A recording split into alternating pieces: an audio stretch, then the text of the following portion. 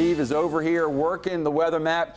You know, Steve, I'm reminded of 1982 when I first did weather on TV. This is all I had was a magic marker. We've been doing something around here. We're going to call them chalk talks. And now we're back to it. On a serious note, there's no doubt about it now. Folks see that Category 2 right over Jacksonville takes your breath away.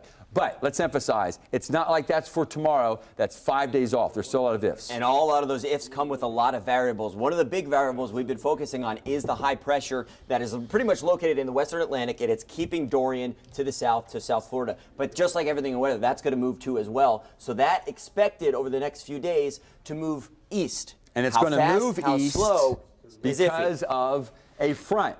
Do we have another one? Here, let me go with green. I'm better with this. Irishman's better with green anyhow. So this front is the surface reflection of the shift in the upper atmosphere that would move that high. All the while, though, that's moving. So it opens up a window for that northerly bend of Dorian.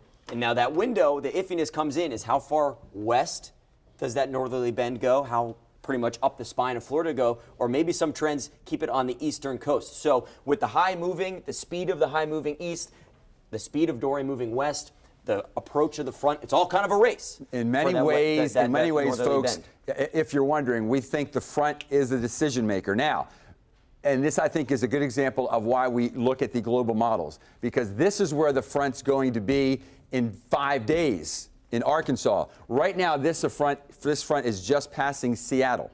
So what's happening east of Bermuda with Dorian is going to be impacting right now what's happening near Seattle.